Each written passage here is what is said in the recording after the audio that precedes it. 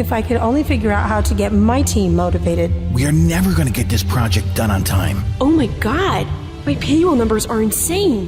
Why are we having all this overtime? Do you have these or similar employee problems? Do you feel like some of your employees are just there for a paycheck? Tired of recruiting, interviewing, onboarding, and training just to find out you must do it all over again? Then it's time for you to find out how to have outrageously awesome employees. Sit back, buckle up, and get ready because we're about to drop a knowledge bomb on you.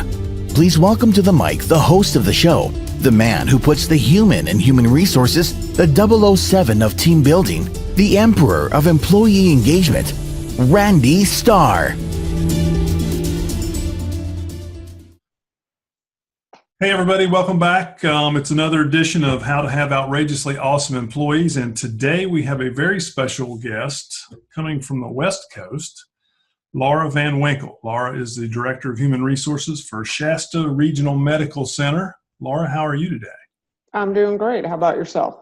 I'm super, thanks. So we were talking just before we got on, and you said that you've had a fun week because of a breakout of measles. Yes. I hadn't heard a word about that. That's just bizarre, isn't it? It is, and it is unfortunately something that happens these days. So we just have to be prepared. It's just like any other outbreak. Exactly. Well, let's get started. And before we do, if you would just tell everybody who's watching or listening a little bit about yourself, the jobs that you've held, the things that you've done, so they can get a better perspective as we go through the questions in the interview. Okay. Well, first of all, thanks for having me. I appreciate being here. The Cliff Notes version of my life, I've been in HR for the last 27 years. Of course, I started when I was about 2. So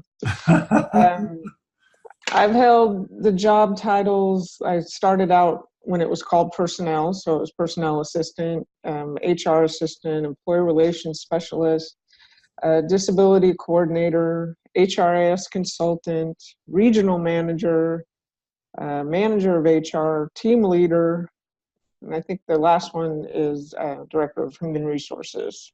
But the last 18 years I've been in healthcare. Wow.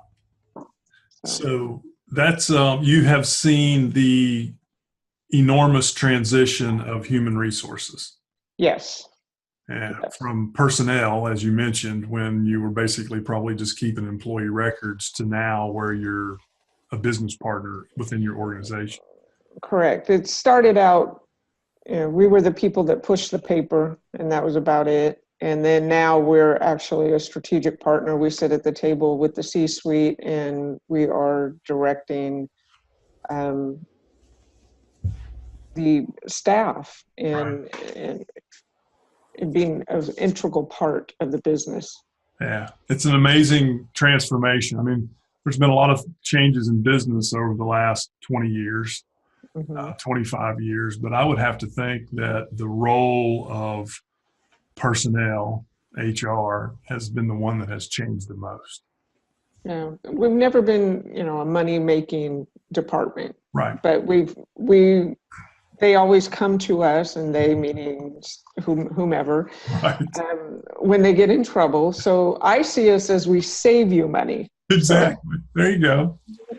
And that should be what you're saying during budgeting times. Yes. We're saving you money. Yeah. We're saving you money. So you've been in healthcare, which is a pretty labor-intensive industry, for how many years now? 18? Is that what you said? 18. 18 years. What types of challenges, employee-related challenges, do you see as the largest ones, the biggest challenges, and what do you do to try to prevent those or cure those?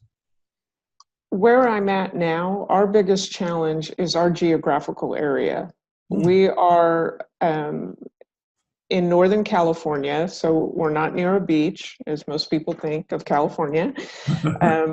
You may have heard about the wildfires. We were very close in the wildfires in the Redding area. Right. So our biggest challenge is the geographical area. We are one of 2 major hospitals in the area. So as far as a pool of applicants, we're saturated. They either go to us or they go to the competitor. Right. So we are having to look outside of our area for candidates. And our organization actually developed a strategy, what they called in Walk-in Wednesdays. And they were designed as a recruiting strategy to attract talent both locally and outside of the area. With the change in technology, increase our talent pool. We market, using mailers, social media, Facebook, LinkedIn, and Walk-in Wednesday also benefits the candidate because it shortens the onboarding process. We're doing on-site interviews, we're doing on-site offers. So this month we actually participated and we made, I want to say, we had 26 people walk in, and 6 offers were made and 2 were still pending. Wow. So that, yeah, not bad at all. Yeah. So I think it really helps us in that sense. It's not something we do every Wednesday. Our next one's going to be sometime in July. Right. But it gives us time to market it and put it out there and get people to our area. Right. That's interesting. I've talked to several HR professionals who have a geo issue. Not like yours. In a lot of instances, it's because they're downtown. Oh, okay. And they have to, their hourly associates don't live downtown because the cost of living downtown is ridiculous. So they have to be creative and come up with ideas of busing them, like maybe part of their compensation was free bus pass for the month, something like that. So I think can be a challenge. I mean, I'm assuming where you are is probably pretty tough right now, right after the fires, right? Correct. And we had the car fire, which was the one in the Reading area. Right.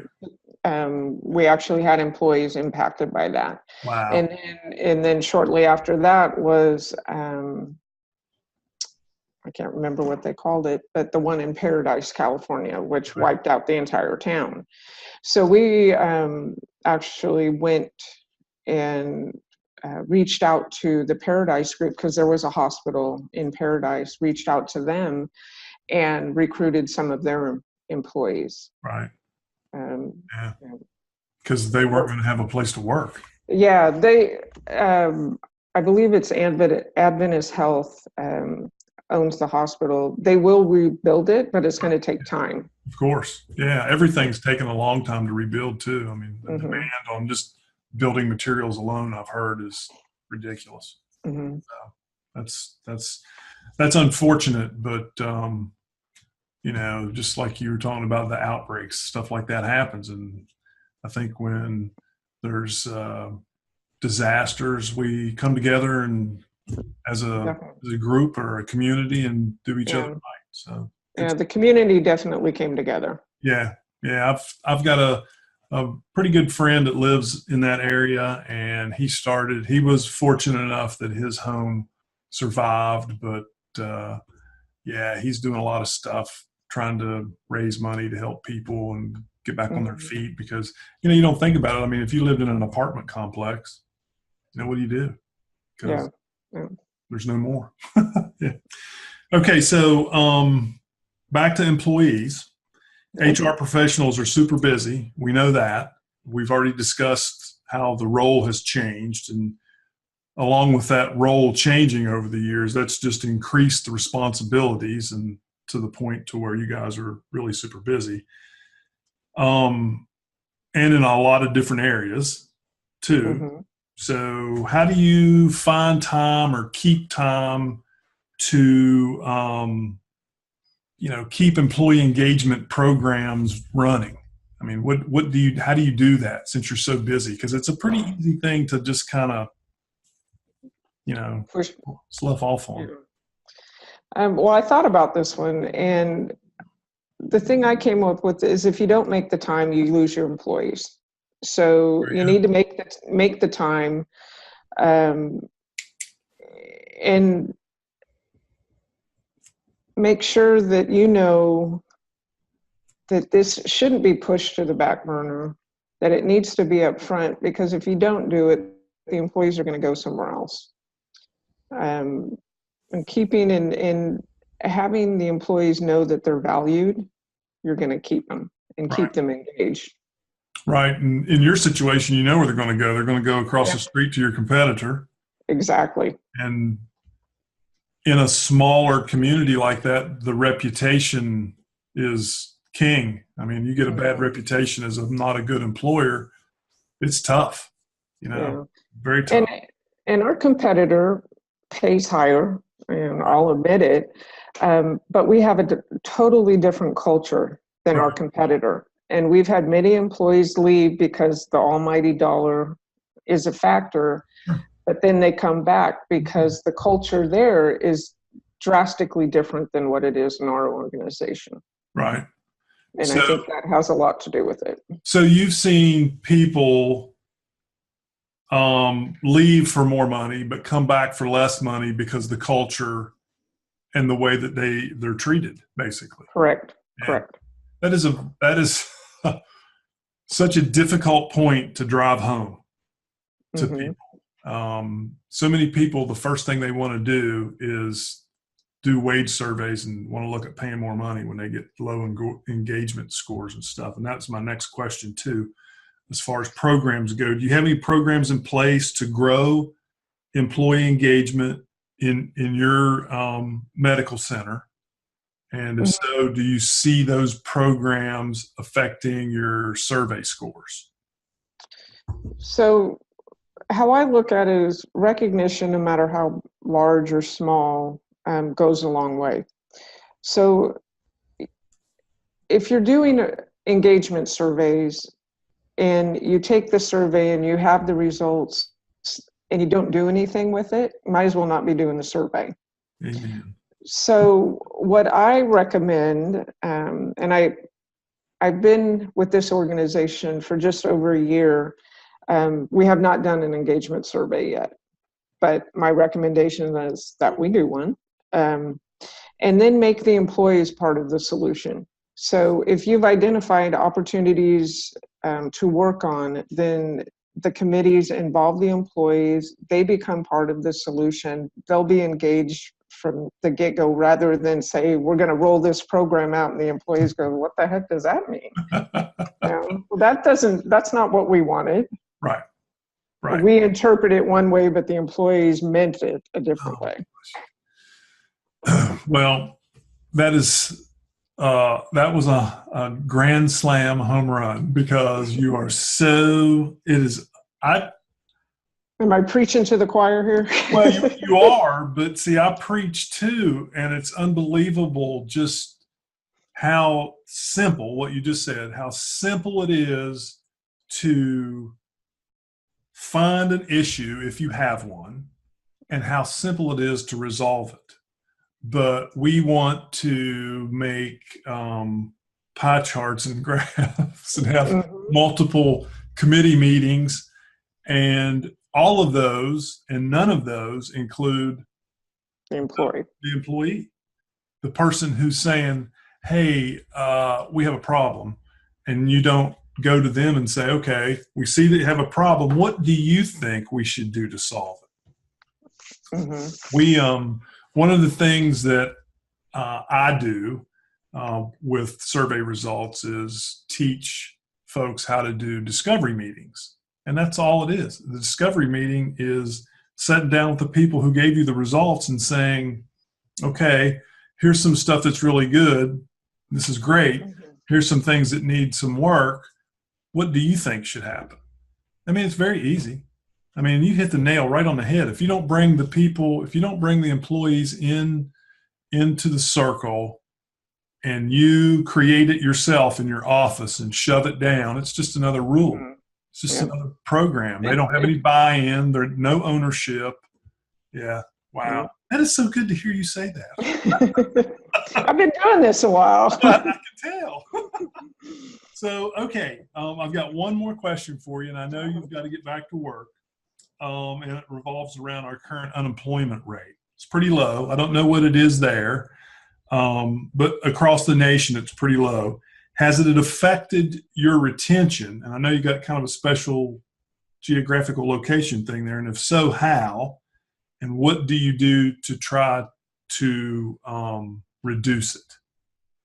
Well, our retention has actually improved since I've been on board, and I'm not taking credit for it at all. But we try to reduce our turnover by increasing our benefits options, and it's not, I'm not talking healthcare, welfare benefit type situations. I'm talking about what can we do locally that we can keep the employees and have them stay. And we're looking at in-house education programs, mentoring, succession planning, and making sure that employees know we have what we call a career ladder. So we have nurses. So depending on what committees they're on, what work they do outside of the organization, what certifications they have, they can go up the career ladder, and there's a bonus tied to that. So that's a really good retention to get, and it's a significant dollar amount. It's not penny. We also try and recognize our employees at our facility as much as we can. We've got Hospital Week coming in May. There will be something every day that we're doing to let them know that we appreciate what they do on a daily basis. We had healthcare's HR week that I didn't even know was a thing. And I've been doing this in healthcare for 18 years. And our team recognized this with something every week or every day of that week. We had pastries one day, we had ice cream social the next day, and went out to lunch. So, it was little things like that are just fantastic. Yeah. Sometimes it's the small things that make the big difference, for sure. So let me ask you, you said you do in-house education.